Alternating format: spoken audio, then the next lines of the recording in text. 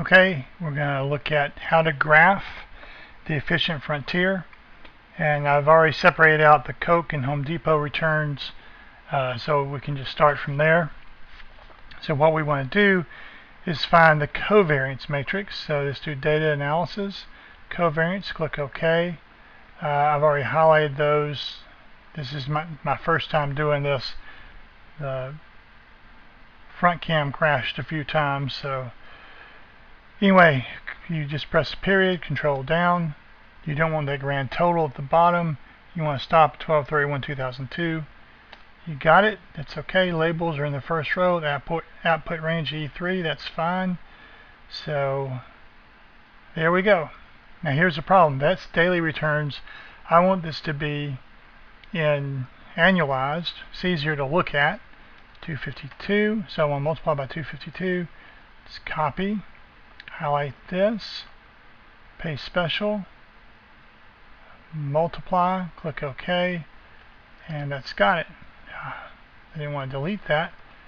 And that's got it. I can get rid of this. I know that the covariance with Home Depot and Coke is the same in both those cells. Now let's format that to make it look a little bit neater. And I also want to have the averages, so let's do Home Depot and Coke for the averages, so equal 252 times the average. This first one, period, control down, come up one so you don't get grand total. Click OK. That's the average for Home Depot. That's the average for Coke. Okay, so goes in percentage. Move it over there. I have that correct. Now I want to graph this stuff, and it needs to look something like the following. I want to have the weight for Home Depot, the weight for Coke. I want to have the standard deviation of the portfolio, the return of the portfolio. The weight here is, we'll start with 1, and then this equal 1 minus this. For standard deviation, I'm going to start with the variance and then do square root later, and I'll show you why. So equal the weight squared, and that doesn't, hitting the wrong buttons here, equal the weight squared, and that doesn't change, that does change, so I don't lock it down, times the variance of Home Depot, which doesn't change, so I do lock that one, plus the weight of Coke squared times its variance, and that changes.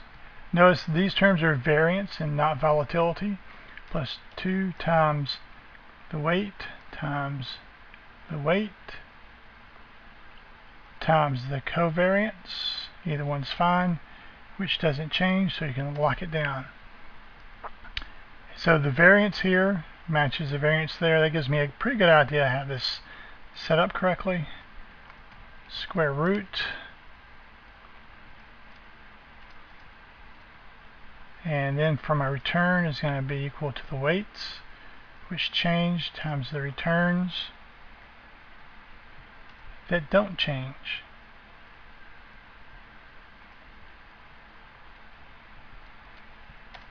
Okay, I have that. Let me put these in a nice number format for us. So I want to have 100 points. Now let's just do 1 to 0 right now. We'll come back and adjust it in just a minute. Just look what we're doing. I want to have 100 points, so I start at 1, I go down the step size of 0.01, right? And this is still equal to 1 minus that. So now I can copy this down. I'm going to do that. I do want to have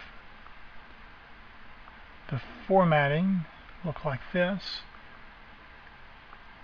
Need to copy this down to row 100. Oh, way past, down to 101. Perfect. Control up. Now I want to do this. Just copy these down. I want to make sure I copy these right. So just double click one. Look, yeah, it's referring to everything that it should refer to. So that looks good. And now we can highlight all of this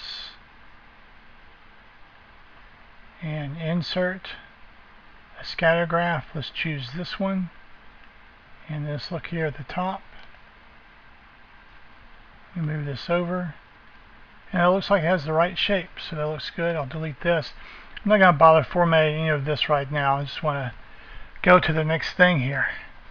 What if I wanted to do, instead of 1 and 0, I wanted to do 2 and -1? That means you shorted Coke and you use that money to buy more Home Depot.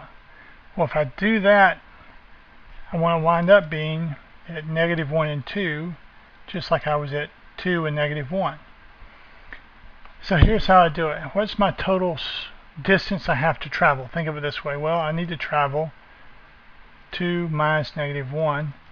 I gotta go 3 total units. I gotta go 3, and I want to take 100 steps. So divide that by 100.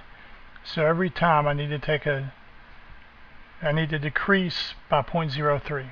I was going from 3 and -2 to -2 and 3. I would need to decrease by 0.05. So what I do here is I take where I was before, that 2, and subtract. Right, but the step size, these numbers never change. I will always want to have that same step size, so these never change. So now I can just copy this down, and now it doesn't matter if I put in a 1 here. It goes from 1 and 0, 100% in Home Depot, to 0 in Coke, to 0 in Home Depot and 100% in Coke. If I put in a 2, 200% Home Depot minus 100 in Coke, to the reverse. And now I have the graph the way I want it. And that's all there is to graphing this stuff. Well, that'd be sufficient.